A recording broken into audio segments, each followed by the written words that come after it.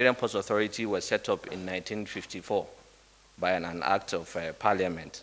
Currently, we have about 3,600 staff and almost 8,000 pensioners. Now, I want to use this forum to first of all start talking about what the responsibilities of Nigerian Ports Authority were pre-concession. Ab initio, before 2006, our responsibilities included maintaining and improving the general ambience and infrastructural,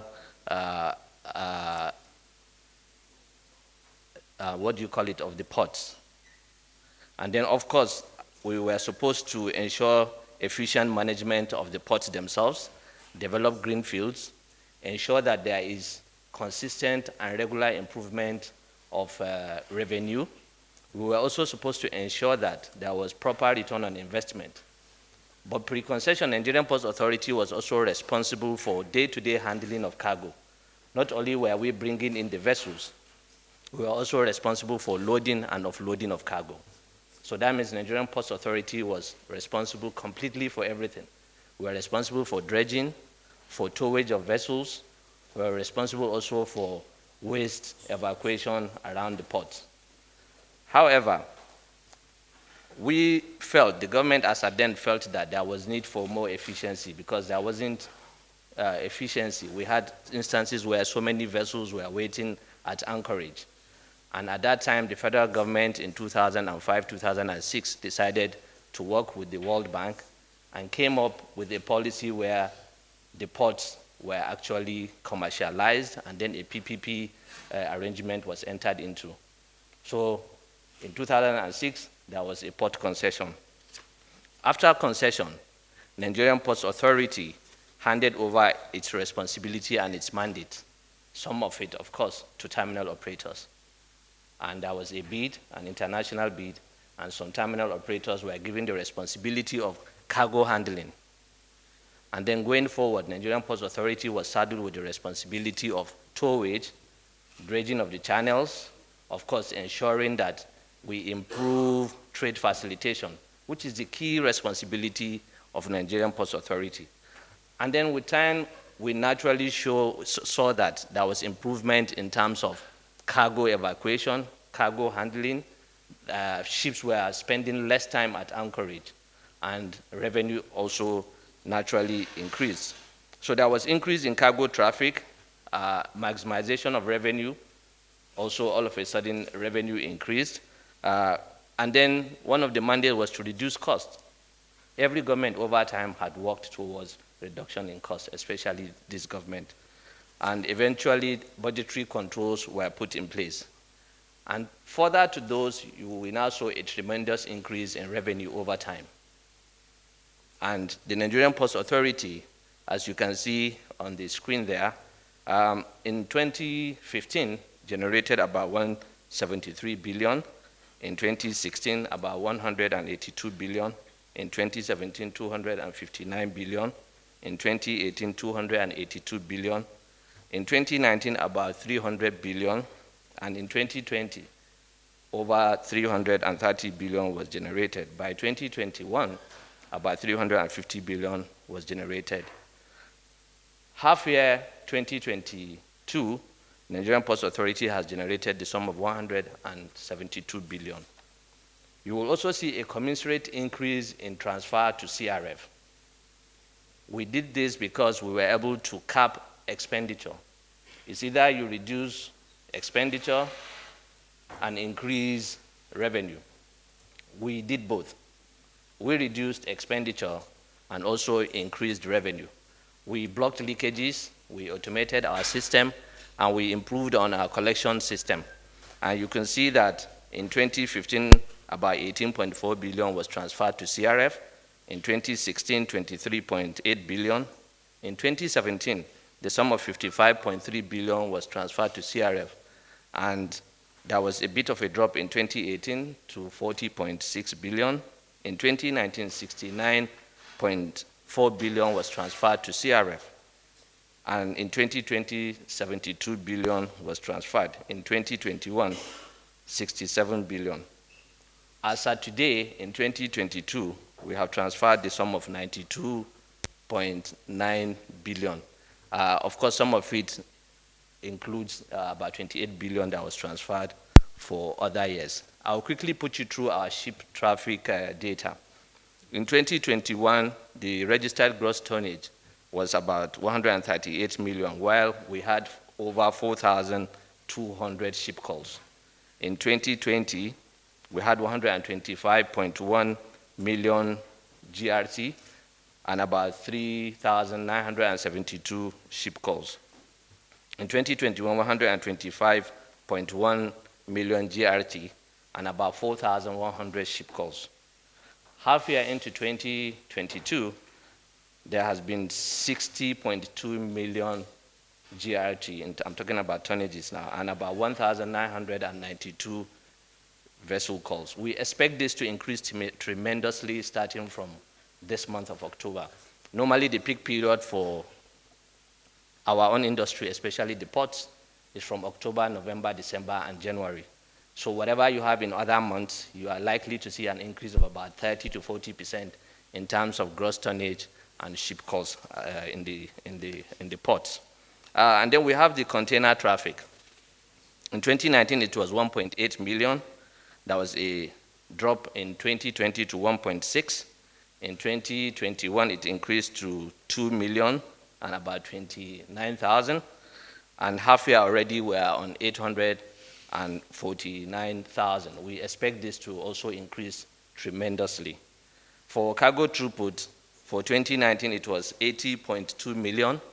And in 2020, it was 78.4 million. And in 2021, 79.9. Half year, we already have 38.6 million. But however, it's important to know that the performance of port activities actually is depicted, by the general economic situation in the country. Somehow there's a correlation between the GDP of a nation and the activities at the ports also. We all know there was a recession in 2019, and just when the country was coming out of it, we had COVID issues. And it has taken a bit of time for Nigeria and other countries in the world to actually come out of it. But the world is opening up, Nigeria is opening up, and we expect that figures will increase. In terms of job creation, for instance, we came up with a policy on barge operations. This was to introduce another mode of evacuation of cargo. And we have seen, this was actually in 2018, we have seen at least 10 billion naira in terms of economic activity in that industry, and at least 25,000 direct and indirect jobs. And these are, some of them are the barge operators themselves, the cargo handlers that had to start creating businesses because of barge operations at different locations. And then, of course, some of the barges were not motorized, they had to use tugs. You also have the manning and the crewing employment that was put in place, the artisans, and then the repair and fabrication yards that came up in order to service the barges. In terms of collaboration with other government agencies, we have realized that, because the kind of business we are in, it compels us into building and nurturing business relationships with other government agencies. Currently, we have a relationship with Nigerian liquefied natural gas, that's the NLNG, in terms of their vessel movement and so on and so forth. But also, there was need for us to deploy what they call VTS. It's a vessel tracking service or system that virtually all African countries have, and Nigeria has tried to deploy this for over 10 years. But what we did was, we worked with LNG. LNG already has a VTS, but it's only restricted to the channel where they operate. And we felt instead of Nigerian Ports Authority trying to deploy a new one nationwide, we should enter into partnership with NLNG. NLNG will provide the necessary consultancy, and then we'll now create and deploy nodes and sensors around the country. This is a very critical instrument that will help us monitor ship movement, identify ships by their IMO numbers, restrict movements, and also have data on every ship that enters our territorial waters as long as it is within the channel, as long as it enters into the channel. And this collaboration will also reduce the cost of deployment of the VTS. It has been difficult to deploy it because there are very few consultants that can do it, so the IMO actually recommended a consultant. But we believe this relationship with LNG will go a long way. We're also working with NASDA, that's the Nigerian Space Research Development Agency. We're working with them in terms of using some of the data they have using their satellite to also monitor ship movement and data. We are working with NIMASA in terms of deployment of their floating dock. We know this is one of those controversial issues, but I can assure you that in a short while, the Minister of Transportation has given a mandate that by the end of this month, we need to conclude all the arrangements between NPA and NIMASA. There will be a partnership that is being worked on currently between Nigerian Ports Authority and NIMASA, so that the NIMASA floating dock will be moved to NPA's dockyard. And jointly, the two government agencies will actually ensure that this is put to use. We create employment and capacity. We also ensure that we bring in vessels that normally would have gone to other countries for repairs and maintenance. We bring them back into the country. We're also working with Federal Road Safety Corps in terms of providing minimum safety standard for trucks that are operating within the ports in Lagos. One of the things we realize is that a lot of the trucks you see with containers and cargo breaking down on other roads in the country, whether it is along Ilorin, Sokoto, Ibadan Road, is because probably someone somewhere has not looked at how safe they are, how good they are, and the engines, hydraulics, and all that. So we decided to work with Federal Road Safety Commission to come up with minimum safety standards, whether it's in terms of the safety, whether it's in terms of the hazard deployments of items for these trucks. And once they don't meet those minimum safety standards, we don't allow those trucks to enter the ports. So that means they can't even evacuate a cargo, talk less of braking along the way. There are a few abuses here and there, but working with Federal Road Safety Commission, we've been able to register so many trucks, and it will be a regular thing. We'll be reviewing them regularly, and we will delist trucks that we believe are not safe and are not in good condition to get into the ports and evacuate cargo. We came up with strategic initiatives, and the first one was aggressive port infrastructure renewal and modernization. And of course, there will be government funding for that. Private sector funding is also being considered, or a hybrid in such a way that government brings some of the funds and then private sector brings some, or multilateral agencies. And then we realize the need for automation. Automation brings efficiency, it reduces cost, it plugs leakages, and is one of the things we are working on. And there we are working with multilateral international donor agencies, the private sector, also hybrid funding will be used for that. ISO certification means that we will make our ports more competitive. For our ports to be competitive, we need to certify them. And we decided to start ISO certification for our ports, and I'm happy to announce that two of the ports, the Harbors Department of two of our ports have been certified, ISO certified. That is Onne Port and Calabar. Warri will soon be on, and then the other ports also will soon be certified. We believe that certification of these port operations, our main core function is the Maritime and Harbors Department. So if we are able to get ISO certification for that, it makes our ports more competitive, process is easier, and more transparent. We also came up with an initiative on export promotion in order to support the federal government's initiative on diversification of the economy and encourage exports. The first thing we did was we mandated and requested all terminal operators to have warehouses for sorting out of and processing of exports. But also we got private sector to be involved in export processing. In other slides, I will discuss that. And then in terms of multimodalism, Nigerian Ports Authority was formerly just over 90% of all cargo, or 95% of all cargo was being moved by road. And that's not efficient, it's expensive. The roads can't carry it. And we have worked with the Nigerian Railway Corporation, of course, under the directives and direction of the Federal Ministry of Transportation. to see that the train services are deployed to the ports, but we also came up with the barge services, but in the other slides I'll discuss that.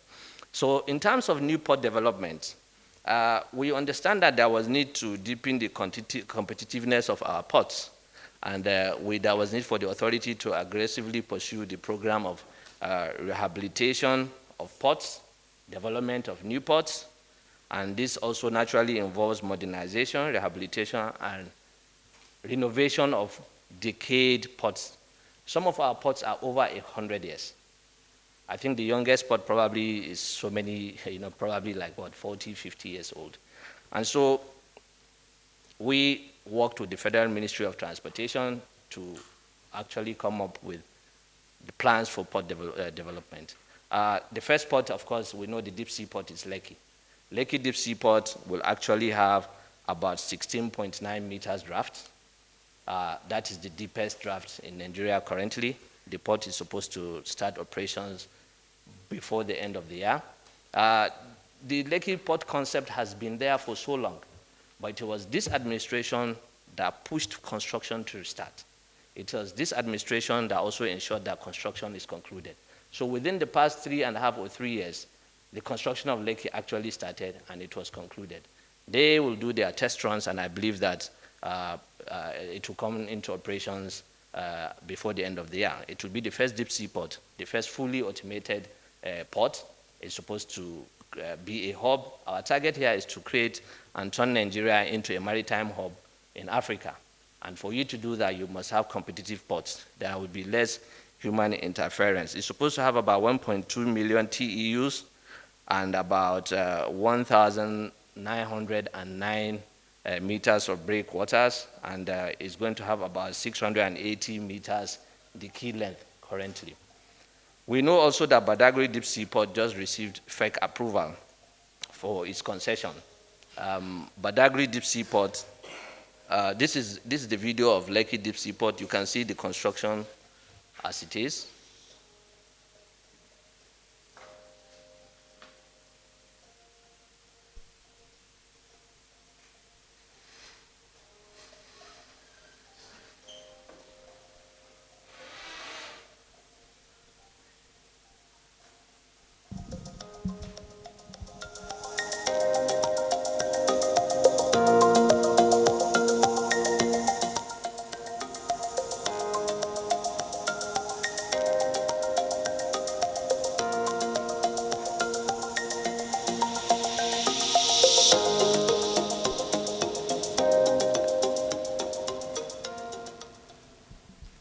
Thank you. So with all ports in Africa at a cost of about 1.3 billion when it is concluded, but the first phase is much less than that. And then, of course, we know that the Badagry Deep Sea Port got FEC approval not too long ago. The concessioning has been approved.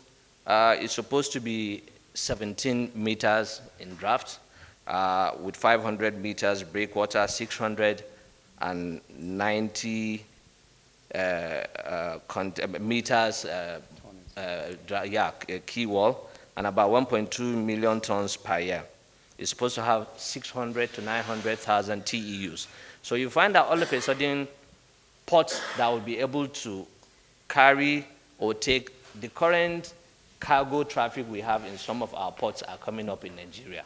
And I believe this is a welcome development as pushed forward by Nigerian Ports Authority and Federal Ministry of Transportation and as approved by the President.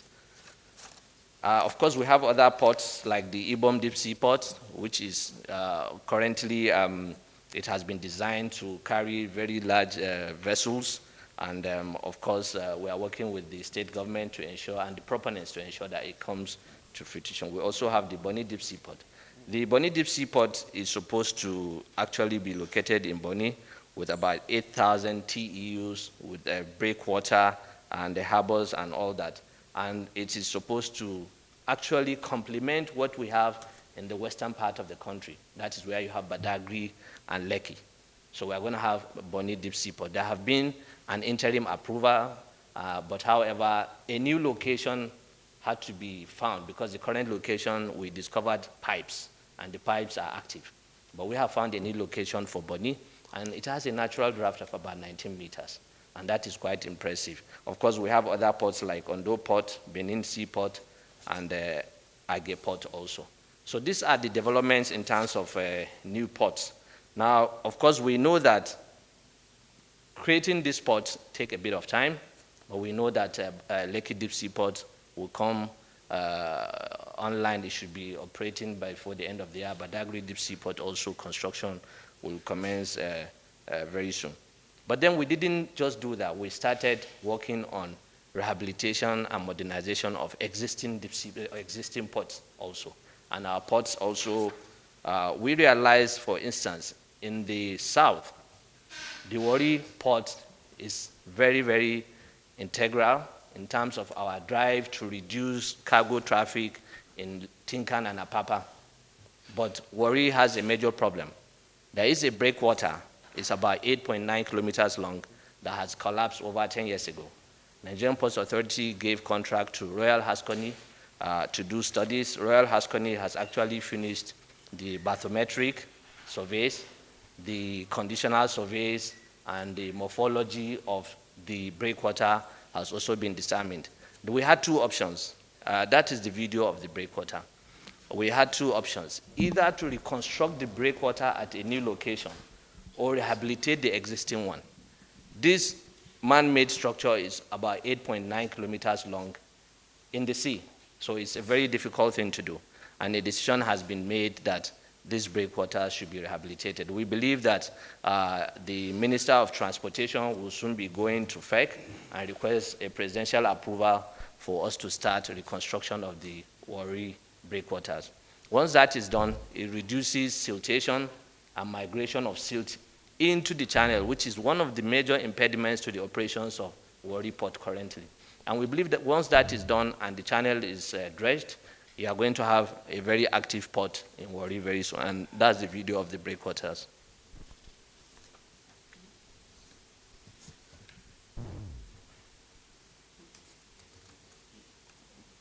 And then we also determined that for us to also work on the breakwaters, we looked at what else can we do to bring the ports in the East live. And we realized that the Warri Channel has not been mapped and it has not been properly scanned and so on and so forth for decades, probably for more than 10 to 15 years. What has always happened was, a survey between the fairway buoy to the breakwaters. But what we have done now is to do a survey and mapping of the Escravos channel starting from the fairway buoy to Warri, to Sapele and Koko. The essence here is for us to identify where you have wrecks, work towards removal of those wrecks, determine the existing draft on the channel, and then work towards the dredging campaign that will take there. And then with the rehabilitation of the breakwaters, what it means is you are going to have a port in Warri that will be active, that will take vessels that are large enough to compete with other ports. Currently in Warri, what is happening, there's a natural phenomenon they call nip tide. At a certain time, the tide comes down and certain size of vessels are not able to come in. And there's also limitation in the number, in terms of the size of vessels that come in.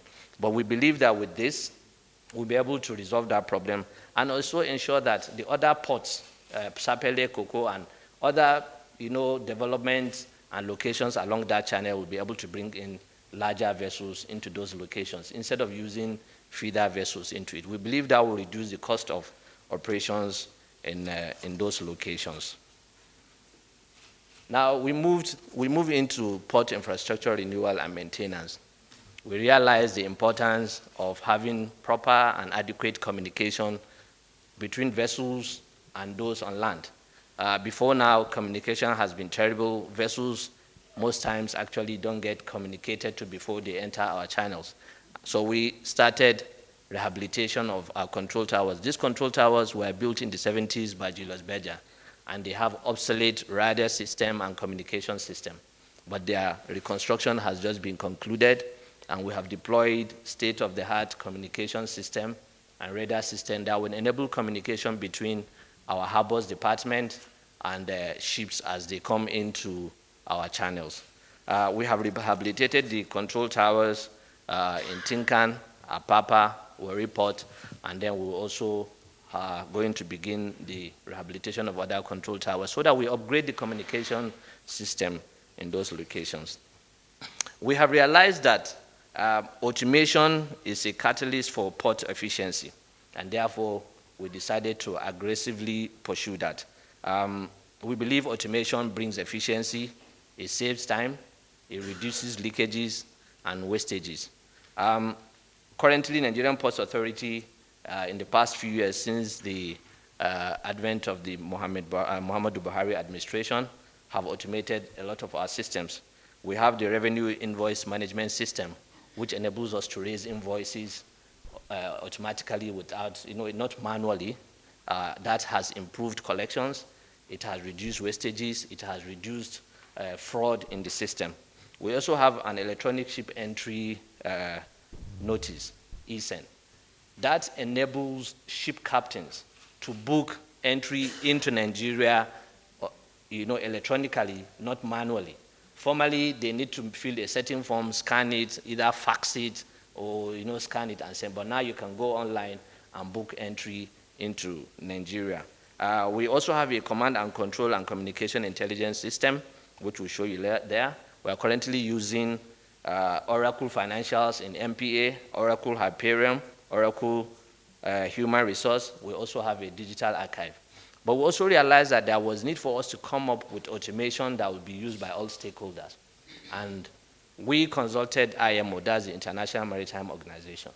The IMO gave us a consultant that will assist us deploy what they call the Port Community System. The Port Community System is a platform for exchange of information and data between relevant stakeholders and agencies in the maritime industry. And the consultant had already, the first phase of the consultancy was virtual, and all government agencies and stakeholders in the industry were involved, from Shippers Council to Nigerian Customs to freight forwarders to shipping lines and so on and so forth. The second consultancy required them to come into the country, and the consultants were in Nigeria for 10 days. They have gone around, they have seen what is on ground, they've gone back to come back with a report. But there will be a final visit where they have to visit every stakeholder in the maritime industry to understand the IT deployments they have in place so that they will integrate them into the port community system. The problem with automation in the industry is every stakeholder has a different automation. Some are ahead of others. But you could also have them not being able to integrate. So everybody is working in silos. The port community system will be a catalyst for the deployment of a national single window, which we hope will come and be deployed, which we hope will come actually to life very soon in Nigeria. So, and then with the AFTAC agreement, we believe Nigeria needs to be highly competitive and ready for competition from other African countries. The second thing we did was to look at the current and existing ports of Tinkan and Apapa. What is the major problem? Those ports were built in the 70s. The city has caught up with those ports. And that's why you have perennial traffic and gridlock. Hitherto, we used to have manual manifest of, of trucks into the ports. The two ports handle approximately 1,500 truck movement daily into the ports. And we felt there was need for us to automate that. So we entered into partnership with Truck Tracing Park to come up with an electronic call-up system, which we named ATO. And the essence of that here is for us to improve efficiency there. There's a video here to do with the Truck Transit Park. And what we are doing now is to try to deploy it to other port locations. We have seen a gradual increase in traffic and gridlock in One.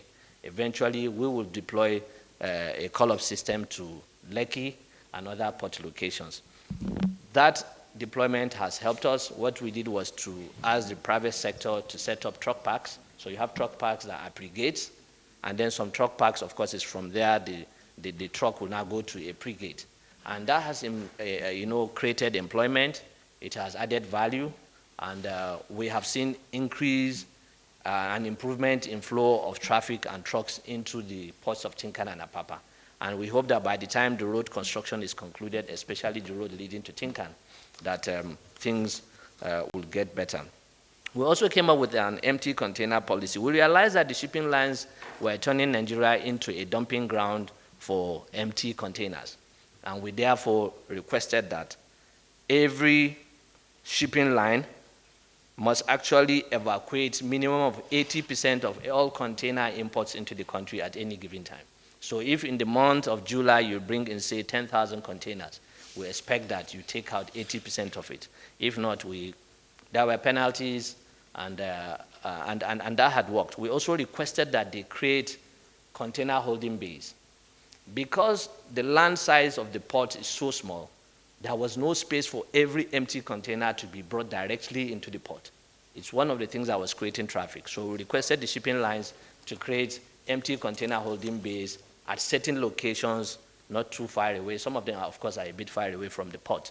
But so that importers can empty the containers, return the empty containers to container holding bays, and when the vessel is ready to evacuate the empty containers, they call up those those trucks, and then they bring them in. So that has reduced traffic, and that actually created a lot of employment. And so currently we have about 46 holding bays and about 17 truck parks and 20 pre-gates. And all these were created by private sector investors that we invited to show interest. In terms of transparency and ease of doing business, to align with the global drive and the drive of the President Muhammadu Buhari's government in terms of ease of doing business, we implemented a 24-hour port service at Apapa. That was a test run to see how stakeholders will react to it. The essence here is to encourage importers and exporters to take in their cargo for export, come in and take out cargo that they have imported 24 hours throughout 7 days. And we have seen a positive reaction to it. Of course, there are security issues along the road leading to the ports, which we are working with the Lagos State government to actually reduce the security threats. The authority also sponsored the production of the Nigerian Ports Process Manual, which is a document that gives a step-by-step guide of all processes and procedures governing the conduct of doing business in our ports. I've been sure everything was vague. Everyone you ask has a different answer to how do I do this. We came up with a manual that tells an importer what to do, an exporter what to do, a freight forwarder's everybody's responsibility is in that manual. So working with Nigerian Shippers Council, we actually brought that, and we went around and had stakeholders meeting. And then we also published our tariffs online so that there was no ambiguity, so that everybody knows the tariff. This is what you are going to pay. From the beginning, if you are a freight forwarder, you know the tariffs you are going to tell the importer you are helping to clear his items. And he can also go online and check these things. We also published all the needed forms for you to apply, whether it is badge license, whether it is bonded terminal, whatever it is. Anything that you need from Nigerian Ports Authority is actually published online on our website, and the website is nigerianportsauthority.gov.ng. Now, in supporting the federal government's effort at fixing the poor road network, we know that Nigerian Ports Authority, we are responsible for road network within the port premises.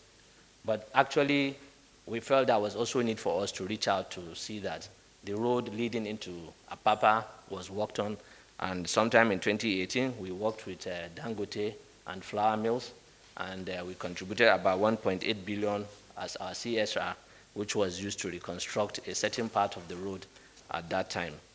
In terms of multimodalism, we realized that before the advent of this government, Nigerian Ports Authority was relying completely on evacuation of cargo by road. Imagine the quantum of imports into the country and exports going by road. It's not efficient and it's expensive. And working with Nigerian Railway Corporation and the Federal Ministry of Transportation, we know that rail was sent into the ports. We also introduced barge operations for movement of cargo from one location to another off-dock location, and this is a video of some of the cargo operations.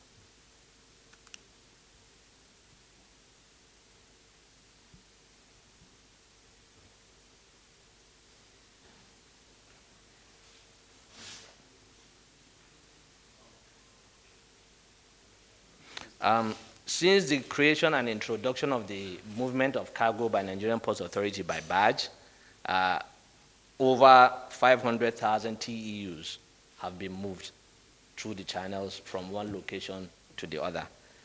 We believe the industry has grown to about 10 billion naira annual business, and over 25,000 direct and indirect jobs have actually been created.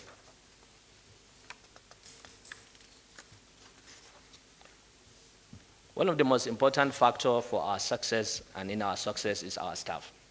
We have some of the best trained civil servants you can find, hardworking, very honest. All they need is encouragement and the proper training. And the maritime industry is dynamic. It changes every day. And we felt the need to increase capacity development and training of our staff. And we had gone ahead to invest in a training facility and also in the simulation center. That's the video of the training school. It has halls, a canteen, a clinic.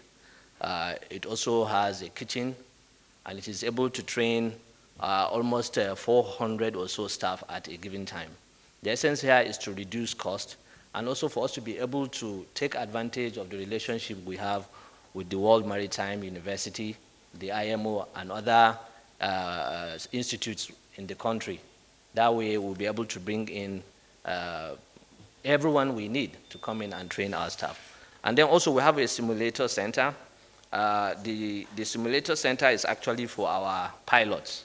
You can see the video by the right-hand side. This was commissioned recently. Before the commissioning of this simulation center, we sent our pilots to UK, to Morocco, Algeria, and other places for regular training. And we felt it was time that we create our own simulation center. It has been properly certified. It provides the critical and necessary training, and that has reduced, forex evacuation or payment of, in foreign currency by Nigerian Ports Authority to other training institutes outside the country. So this is also to support the government's policy in terms of preservation of our foreign exchange, doing it here ourselves. So that's the video there.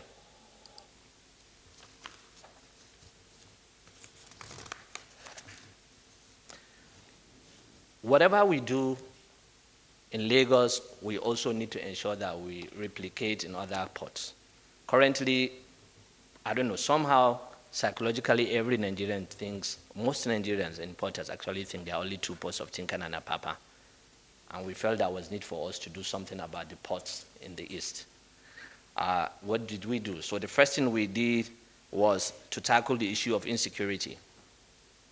At those port locations, after 4 o'clock, the vessels cannot come to port. They cannot also leave and sail out of port because of insecurity. This is because the channel is very long.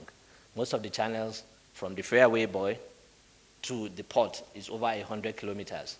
So imagine going or sailing 100 kilometers in a channel that is meandering without safety and security. And of course, without security, there have been a lot of piracy incidences along that. So what we did was we worked with the Nigerian Navy, and I want to use this opportunity to thank the CNS for the support he has given Nigerian Ports Authority in terms of increase in patrol, the support he has given us in terms of advice working with our security department, and he has does that across the ports, especially in the eastern ports. We have also, working with Nigerian Ports Authority and NIMASA, working with NIMASA, the Federal Ministry of Transportation has requested that NIMASA should deploy the Deep Blue Sea assets to the eastern ports. And I think that has been done, and they will be operational shortly, probably in the next few weeks. But of course, we worked with the Nigerian police also to create marine police at these locations. There were no marine police in Calabar, I think, and Delta until recently when we requested that we need to have marine police who will be in boats patrolling the waterways, especially the ones within the vicinity of the ports. And therefore, we bought more security patrol boats and gave it to the marine police for them to be able to patrol the vicinity of the ports to reduce incidences of piracy and hijacking of our vessels. These are some of the vessels that marine crafts we bought. We bought more pilot cutters because they were not existent they didn't exist, or we had very few of them in the eastern port. We also bought more tugboats to ensure that we offer services that will endear the shipping lines to the eastern ports. We also gave a tariff in terms of rebate. We gave tariff rebate to shipping lines to encourage them to bring in or do business in the eastern ports. But of course, we know there are complaints that it's not enough, we need to do more. We are working on coming up with a tariff relief that will trickle down to the importer or to the exporter. If we give the shipping lines tariff relief that does not trickle down to those that are bringing or taking out cargo, then we have actually done nothing. They will smile to the banks, while Nigerians that are doing businesses at those port locations will see no reason to actually move their cargo from those eastern ports. Also, we ensured, like I had mentioned, the certification of the ports of in the east. So the ports of Tinkan and the ports of Calabar and One are now ISO certified and will ensure the other port locations are also certified. And because of this, we have seen a tremendous increase in cargo traffic in One. Year to year, in terms of percentage, One is the fastest growing port in terms of business and activity in Nigeria currently. And we are happy to see that. We're happy to see that a port outside of Lagos is becoming active. And it's not just active in terms of importation, it is also active in terms of exports. And we will keep doing whatever it takes to deploy the adequate machinery, equipment, and staff into those locations. One of the major issues along the channels in the east was also the issue of navigational aids. Navigational aids are buoys that you put along the water to help pilots know how to navigate. One of the channels is about 110 kilometers long. The one in Lagos is barely 20-something kilometers, so you can see the difference. However, all the buoys we deploy at those locations are either stolen or pilfered and turned into scraps. Of course, we have worked with the community leaders in Warri, in Calabar, and other locations to plead that they speak with the community to stop, stealing and whatever this navigational is. They are quite expensive. So what we did in the last 1 year was to deploy a new set of buoys along the channel. And shipping lines have been writing to actually indicate that that is one of the things that will make them come to the eastern port. So the buoys have been deployed at in the channel leading to Warri Port and also in Calabar. And we are working to ensure that we maintain them and they remain there. Of course, some of them, nature takes some of them away. They go adrift. But those that go adrift, if they go adrift, you'll be able to monitor and find them because they have transponders that can make them easy for you to identify where they are. So, but some of them mostly are stolen and turned to scraps, and that has affected navigation in those channels, and it has made it difficult for vessels to operate in those locations. We also deployed fenders at both the eastern ports and other port locations. These are deployments that will endear the shipping lines. This will provide safety when they are berthing at those locations. To support the federal government's initiative in terms of expansion of the economy and diversification to export of agricultural commodities and other non-oil exports, whether mined minerals or so, Nigerian Ports Authority, working with Nigerian Export Promotion Council, actually licensed 10 export processing terminals. The essence of these export processing terminals, excuse me, is to have a location where an exporter can take his good, he can sort them, he can brand them, he can package them, they can test them, they can label them, and so on and so forth.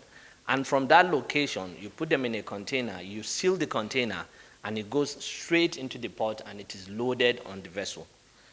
Unlike the practice where currently the exporter takes his cargo, he's hanging around the port corridor, waiting when to be called on, and we've been losing a lot of cargo, especially perishable cargo. And that has actually reduced the amount of exports from Nigeria. So we work with Nigerian Export Promotion Council in such a way that this will be made easier. And this is the video of some of the export processing terminals. One of them is a Celebra Export Processing Terminal, which is in Ikorodu. There's another one in One, and there are a couple of others all over the country. This is palm kernel shelling and stuffing operations at an export processing terminal in One. The other video was a Celebra in Lagos. And these are some of the pictures of the export processing terminals. And this one is in One. So you find that these export processing terminals are supposed to be linked to Nigerian Export Promotion Council's domestic export warehouses.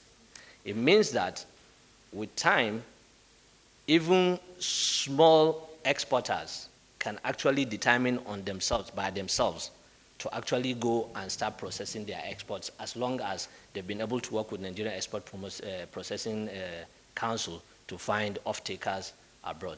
And we have seen a gradual increase in exports. We have received feedback, and I think it's a laudable effort. Ladies and gentlemen, this is my presentation. I want to use this opportunity to thank you for the invitation. Thank you so much.